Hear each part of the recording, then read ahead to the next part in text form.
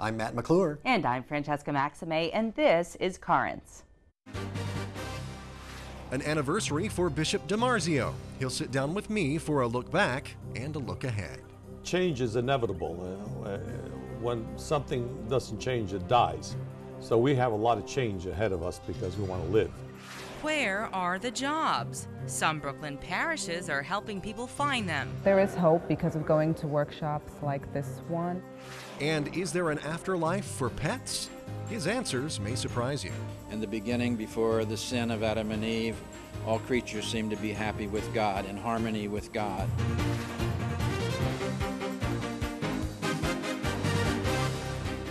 Good evening, and thank you so much for joining us this first Friday in October. This weekend marks a special anniversary for Bishop Nicholas DiMarzio. It was 6 years ago tomorrow that he was installed as the 7th Bishop of Brooklyn at the Basilica of Our Lady of Perpetual Help in Sunset Park. He had previously served as the Bishop of Camden in New Jersey. And it has been an eventful time. After urging people to put out into the deep, the bishop has been navigating the church in Brooklyn through some rough waters. That's right. Earlier today, he came to our studios to talk about his tenure in the diocese and his recovery from his recent bypass surgery. And we are joined now by Bishop DiMarzio. Bishop, thank you so much for being here today. Good to be here today. We appreciate it. Busy man, a busy time for you, I know. How has the recovery been going for you after your surgery? Very well. I think in the last month I really feel myself. The first 2 months were taking a little bit of time to get back, but doing very, very well now. Well, good, good. I know it's a kind of a long road to recovery from that surgery, but after the recovery happens, I know you've been feeling a lot better. Sure, very, very good. Well, good, very good. Well, tell me, what would you say, looking back on the last 6 years, are some of the most important or significant accomplishments in the diocese? Well, it's hard to remember everything. Some are accomplishments, some are attempts. But I think one of the key things I'm very happy about is the number of seminarians we have. When I came to the diocese, we had about 28. Now we have 52. Wow. So that gives us a future of leadership in the diocese for our priests. And again, we hope they all persevere. But again, the bigger the numbers, the better chance we have of people persevering. I think that's a key accomplishment.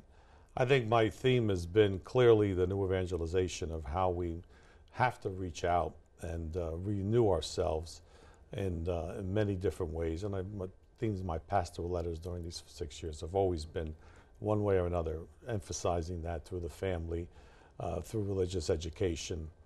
And certainly the schools have been a big challenge, but I think we've accomplished a lot with Bishop Caggiano's help taking responsibility for the reorganization. We seem to have stabilized the loss of children, and we have a more stable system of schools right now. Right.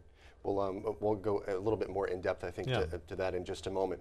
What do you think? You know, there's been a lot of restructuring, I guess, of parishes and of leadership as well. What would you say to parishioners right now in the Brooklyn Diocese about that? What would you like them to know? Well, change is inevitable. When something doesn't change, it dies. So we have a lot of change ahead of us because we want to live. And there will be adjustments in regard to parishes and programs and of the diocese. So again, it's a living organism that we are, the church. And the structures of the church have to adapt to the needs of the particular time and to the resources we have, which is another one of our big challenges. Right. Well, you spoke a moment ago about Bishop Caggiano, who was just here not that long ago to talk about the schools. How is that school restructuring effort going? I mean, do you think we're out of the darkest part of this right now? I think so, because we've established academies in about 25 places, which are the new model where parishes come together to support one regional school in a sense. But the structure of lay involvement with a two-tiered board where the management of the school really is in the hands of the lay persons, I think is a good, solid model. It was my vision to have that happen, and I think we will in the future have most of the schools organized in that way. I think will give us a greater stability and longevity for the schools. Right, right. Well, very good. Now, financially, of course, everyone is struggling right now, sure. across the board, from organizations to individuals. How is the diocese doing financially right now? We were in a kind of a critical situation because we're really spending more than we bring in every year. We've been doing that for a while. It's nothing new, except that we did have market returns that would have been able to mitigate that. Since the market is so slow and has come back to a point, but not enough to be able to say we can spend money that we're not bringing in. So we've got to have major cutbacks, and we're still continuing to do that. In regard to the annual appeal, which is one of the major sources of income, thank God it's been holding this year very well, just a little bit behind last year. And the other initiative we started in the diocese is the increased offertory campaign in all the parishes of the diocese, because the parishes are where they really need money. Many of them cannot pay their bills. People are not aware of it, and the initial reports of how successful this has been is very encouraging. Some parishes have raised their income $2,000, $4,000 a week. Now, you have to sustain it over time, but when people know that there's a need, they generously respond. Thank God not everybody's out of work. Some people are, but those who are able to help are helping.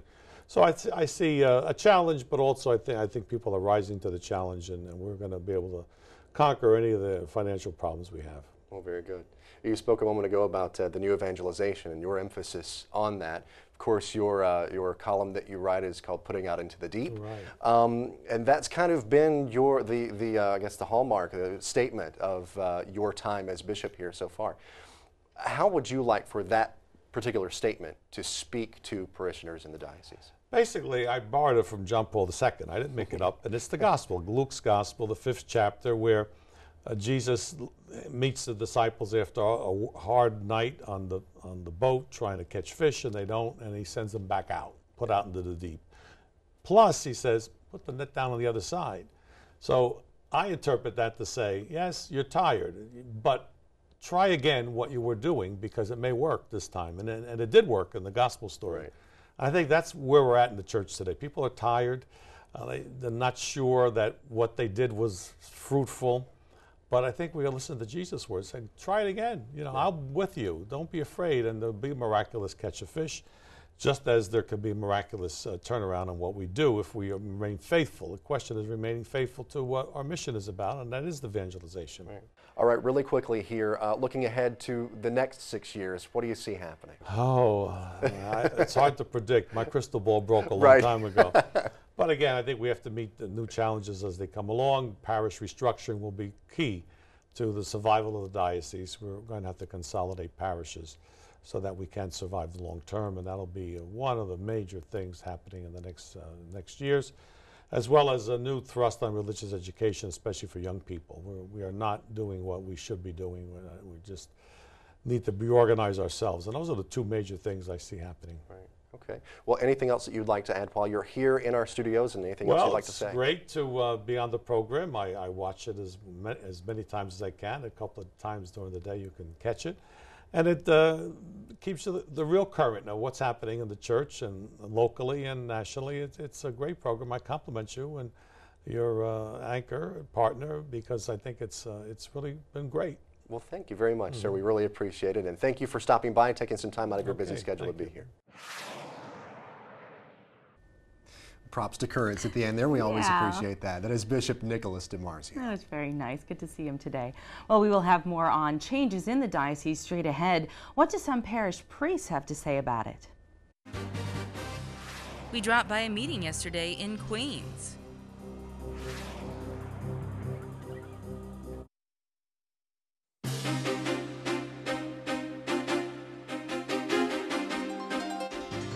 Welcome back to Currents. I'm Francesca Maxime. And I'm Matt McClure. Coming up later, the unemployment rate hits an historic high, and some parishes are responding.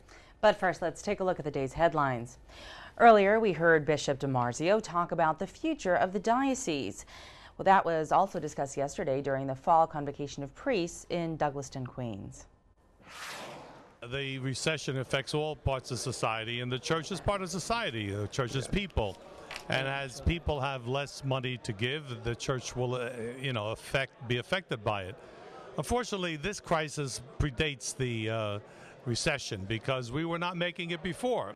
At a moment when the diocese is undergoing a significant transition, priests gathered to hear Father James Vacco from the Diocese of Buffalo, who offered insight from his own experience. What I'm telling people today is Obviously, a process needs to begin in the Diocese of Brooklyn, and to go ahead with it with confidence. Father Vacco led the revitalization and restructuring in the Diocese of Buffalo. So back in May, I invited him to speak to our priests, not knowing that our own diocese would be undergoing a similar process. The reason restructuring has to take place, not just here in Brooklyn, but in dioceses throughout the nation, is again, you have a change in the culture. Americans are becoming less and less religious. You have population shifts, especially in the Northeast. So there's a lot of issues. Naturally, this kind of change concerns parishioners, a topic that came up frequently over the course of the afternoon. We're attuned to where people are and that they're hurting, and do everything we can to alleviate some of that pain. Each of us is going to be affected deeply by that challenge. But Father Vacco reminds us difficult circumstances often yield positive results. Life is an ebb and flow of change, and nothing is ever the same. And we as Christians believe that in dying, there's a rising. So as one thing ends, a new dimension begins, and we are people that are always open to the surprises of God. And parishioners have a responsibility as well. God's asking for us to give more. So whether we have or have not, we are the Lord's, and He promises He will care for us, His children.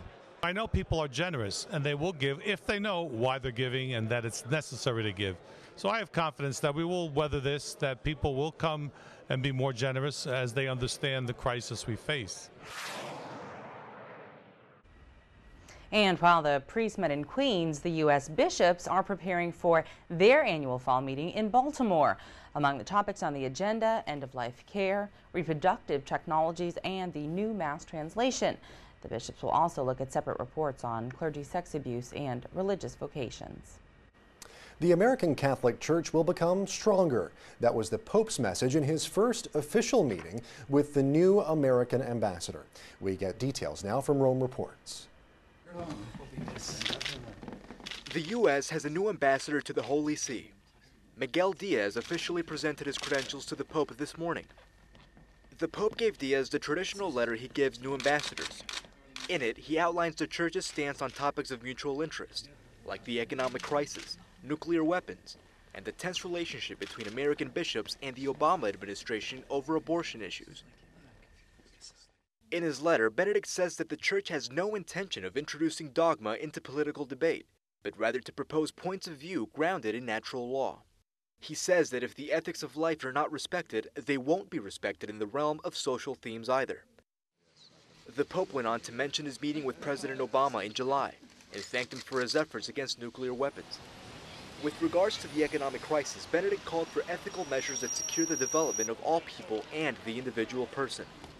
Ambassador Diaz, on the other hand, highlighted that the Vatican and the United States share certain priorities, like interreligious dialogue, environmental issues, food security, and ethical ways to solve the economic crisis.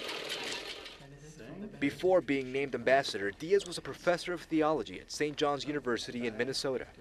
The Pope took the opportunity to wish him a happy 46th birthday, which he celebrated just a few days before the meeting.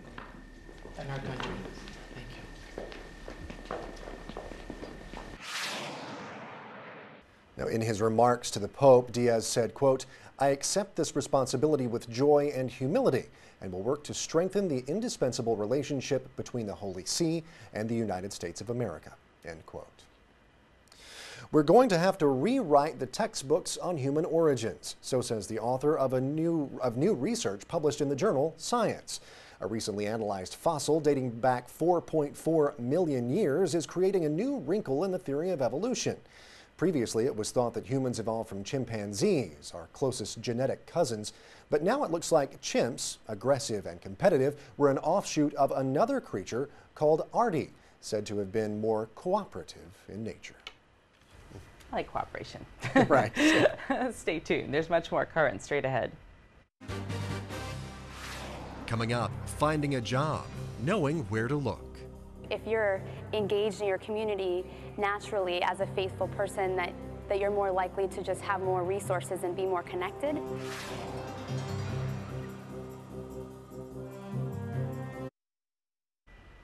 Welcome back to Currents. I'm Francesca Maxime. And I'm Matt McClure. Coming up later, where do dogs go after they die?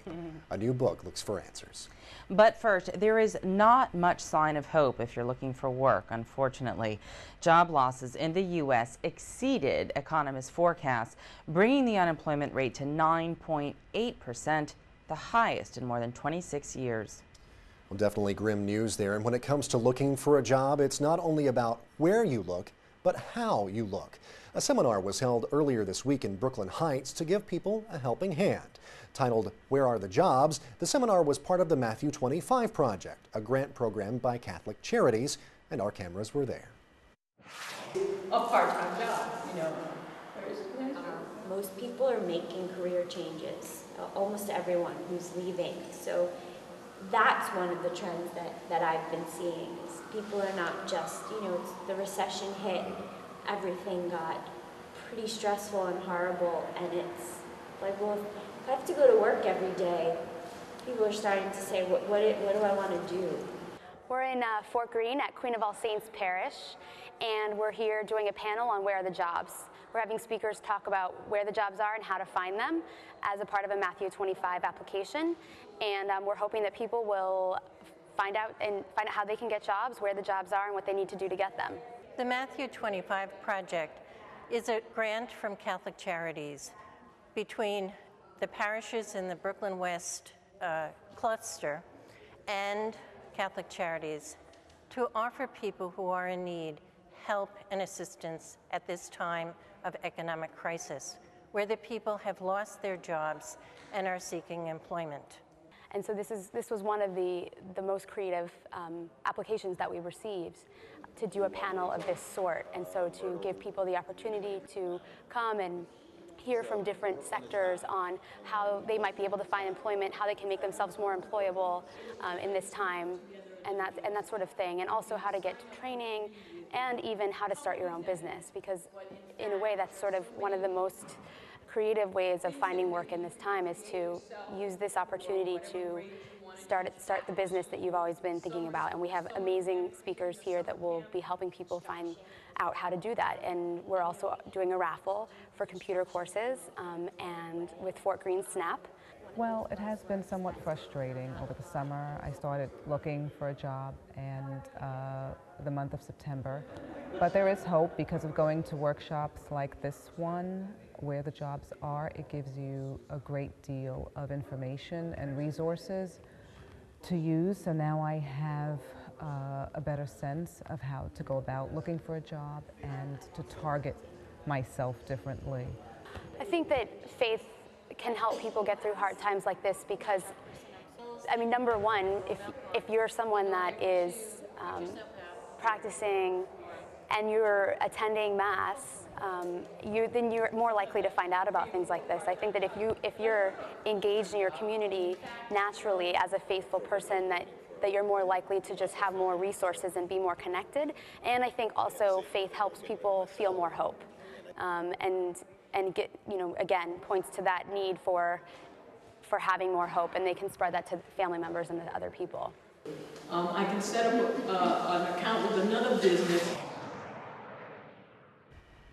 Well, it's all about networking there, I mean, if you stay in touch with your parish, if you stay in touch with folks in your community, you're going to have just a greater awareness of where the jobs are, and which is, of course, the title of this seminar, and seminars just like that. Yeah, and also new skills and new tools that they can teach you. I think a lot of times there are new technologies, whether it's on the internet, social networking sites like we've talked about, like Facebook or anything, that actually can be quite useful in terms of promoting yourself and marketing yourself for a job, and also in terms of finding out what's out there so that you can see where there might be opportunities. And even in terms of staying up to date on the technology, because as we well know, things are constantly changing. Yeah. And it was good that they were, raffling off those courses, those computer courses, because things are constant. Technology changes almost as fast as, I could change a shirt or something like that. It's quick. Well, stay tuned. We've got much more Currents coming up straight ahead. Coming up, do all dogs go to heaven? An author tries to answer that age-old question. I just see her, a soul and affection and wonderful characteristics in these animals.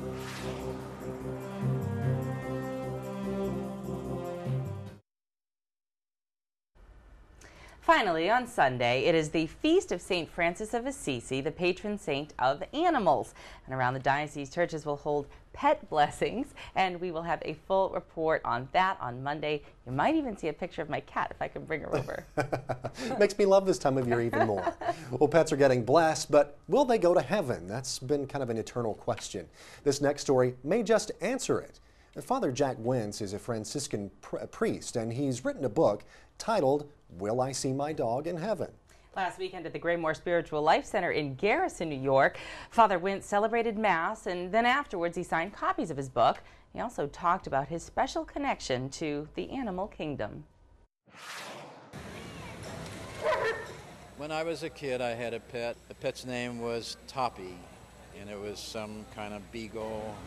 And like many pets, they get hit by cars, and so my memory is of my brother coming home very tearful and saying how Toppy was killed in a car. And I remember days after that expecting Toppy to come running into the backyard and be back home again. It was just, and which is a way of telling me that I was really grieving and missing this pet that meant a lot to me. What explains why I wrote the book is because I've been a Franciscan friar for over 50 years, and I've seen how St. Francis, he loves all creatures. He sees creatures as brothers and sisters.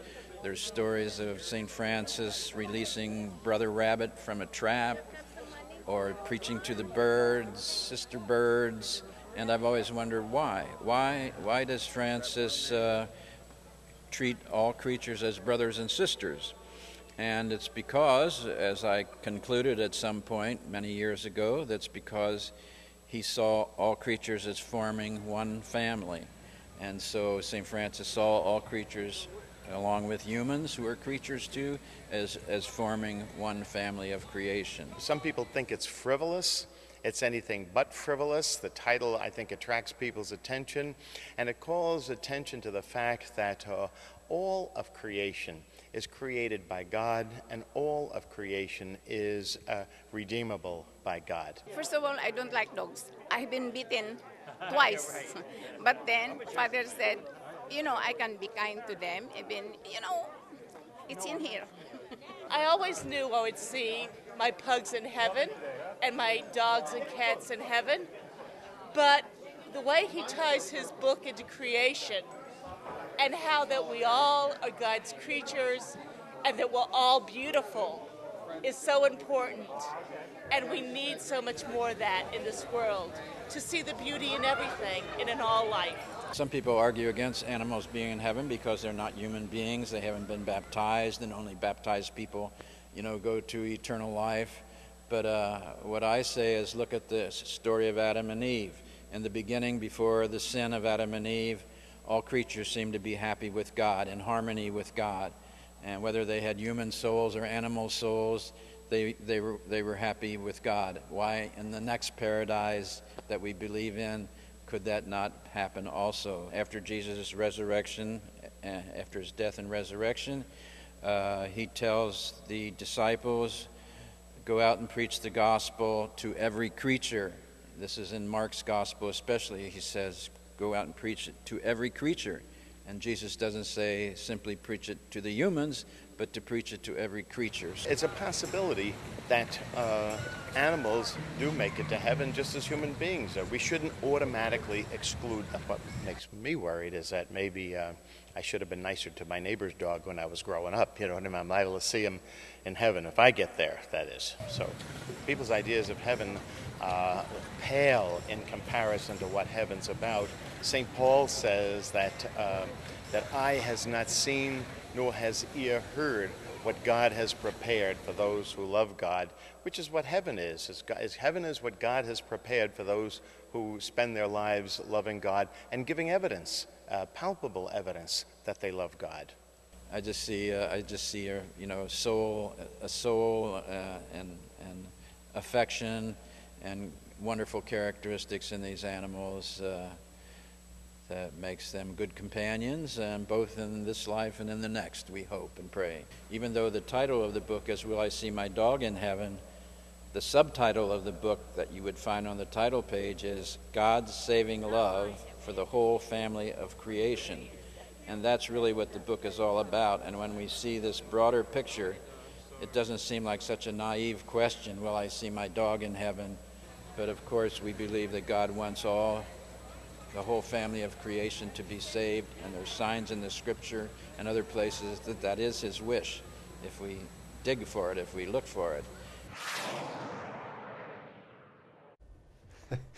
People have such a strong connection to their absolutely. pets. Yeah. Absolutely. I am no different. As I was telling you a minute ago, before we did this, I'm actually going to get a dog this weekend. Yay! I'm excited about it. I get to go out to Long Island. I'm going to pick up my retired racing greyhound. So maybe I'll have a chance to bring her to a pet blessing on Sunday. That's what I'm hoping to do with Louisa Kitty. She's so cute. She's also great. And she is my heart. I mean, anytime I'm down, anytime I'm feeling sad, you know, it's like this little warm, loving body and soul. And I think that's sort of what he's saying, is that companionship and that closeness that you feel. It's okay, even if it is a furry friend. That's right. And you know, so many times, I guess, people try to box God in to, you know, God's love being exclusive rather than inclusive. But, and there was a good point there, who's to say that animals don't wind up in heaven? You know, I think that you know, God's love is inclusive for all of creation. So who's to say that, you know, your animals won't wind up there, you know, in a mansion right next to yours? Sure, I know. Well, I want Louisa to stay with me on this planet for as long as possible. That's right. And again, Matt mentioned the pet blessings. That's on Sunday, and we're going to have a report on that on Monday's show. So that is all for this edition of Currents. Remember, you can always catch us online. The address there is currentsny.net. And you can also follow us on Twitter. Just head on over to twitter.com/currentsny. You can follow us for updates on what we're tweeting about all throughout the day. Well, for all of us here at Currents, I'm Matt McClure. And I'm Francesca Maxime. Thank you so much for watching, and have a great weekend.